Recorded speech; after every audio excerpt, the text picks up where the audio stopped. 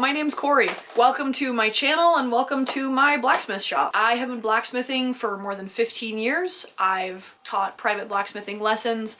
I've run an Etsy shop, and today I'm going to tell you a little bit about my journey from where I started to where I am now and a little bit about where I'm going. So chapter 1 of my blacksmithing journey, the start of it all was at Philip Foster Farm, which is a living history site here in Oregon. There's volunteers that dress up in pioneer garb and give tours to school kids around different stations on the property. So me and my siblings were volunteering there. We were doing, there's like crosscut saw or giving a tour of the general store or something like that.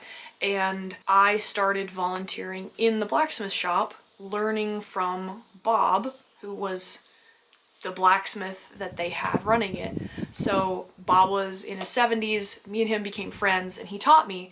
He was connected to the Northwest Blacksmithing Association. He'd taken some classes there, and I think also some at the local community college, and had been blacksmithing, I think, since he retired. I learned the basics from him.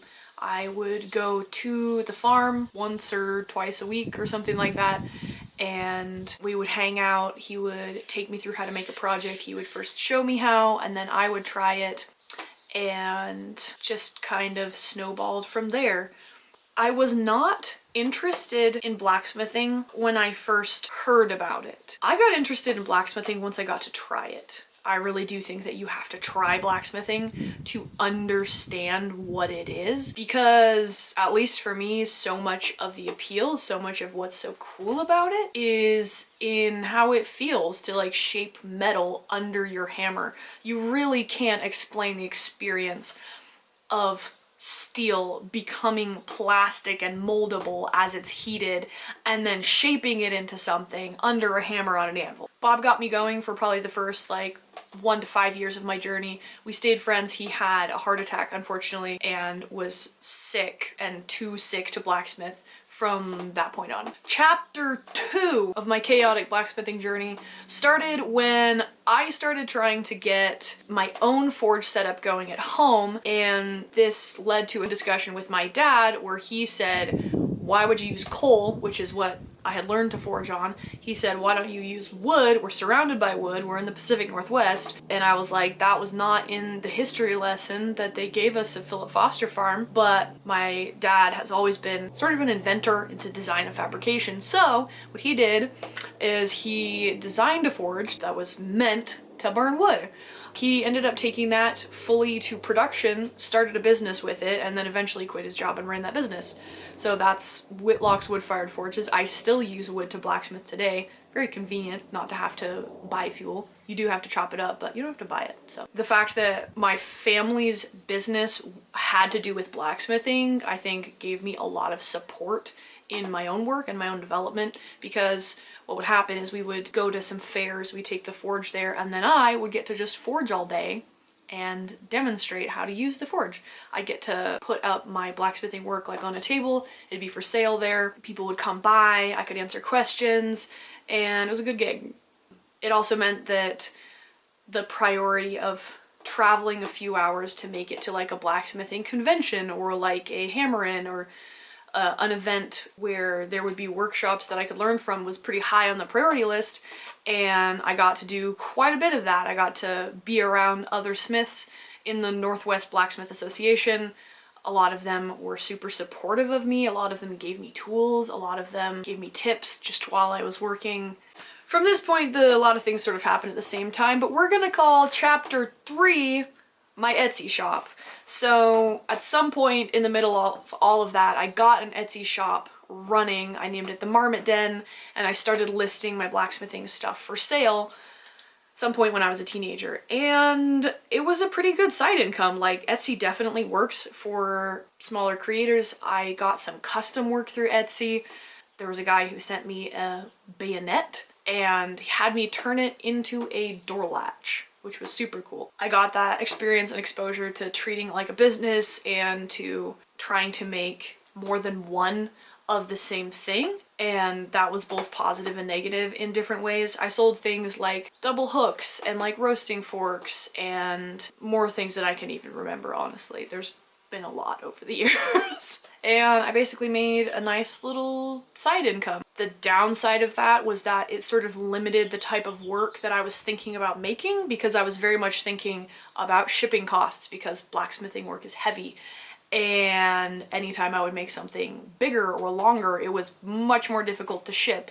And so my work has tended to stay small and mailable for a long time. Chapter 4. I told you guys that these are overlapping and not necessarily in order. Chapter 4 is Washington State Fair. I got a chance to go up to Washington State Fair, which is a pretty big fair held in Puyallup, Washington, and work with Terry Carson, Jim Hatmaker, and a couple of other smiths, and stay for pretty much an entire month. It's a very long fair, and sell my work and demonstrate. So in preparation for that, I got to go up and visit Terry Carson's shop. Quick background on Terry Carson. He's a pretty well-known name in the blacksmithing world, at least around here. He did some of the blacksmithing work at Timberline Lodge along with Daryl Nelson. He was great. He has since passed away. So I got to go up to his shop and use his power hammers to try and like prep some stock to sell at this fair.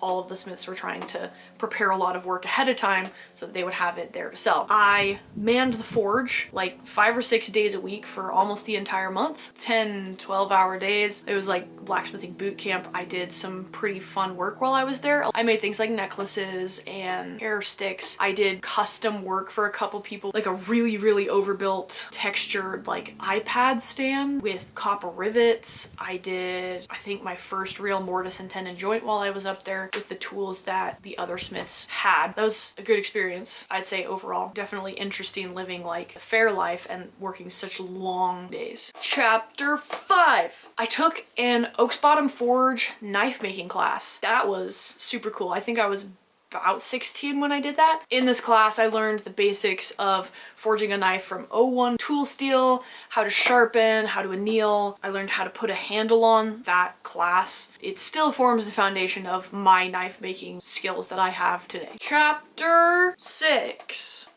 I built my shop with my grandpa.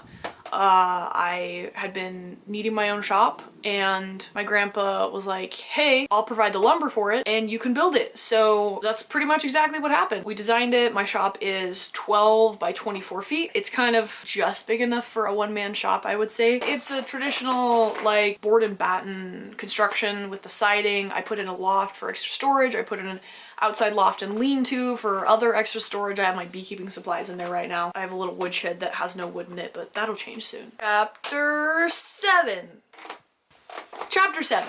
2020 happened. I don't know if y'all were around, but 2020 was a thing. Lots and lots of things happened in my life, including deciding to go to EMT school, which is an emergency medical technician. I was kind of needing like a day job. I met my then boyfriend, now husband. Life in the world was chaos. Kind of stopped blacksmithing as a result of that. Like I hinted at, I was a little bit burned out of making the same thing all the time. I felt kind of restricted by forging things like only to sell. I think I did teach some one-on-one lessons during that period of time. I moved away from my shop for a period of time, which makes it kind of hard to blacksmith when you don't have any of your supplies. And I got married. It was the whole thing. So much life happened. I worked on the ambulance for a couple of years. If anyone here is from EMS, you know exactly why that makes doing anything else difficult. Lots and lots of overtime, working night shift, coming home with no energy at all. I'm working in a warehouse now, still as an EMT, but I have a little bit more time now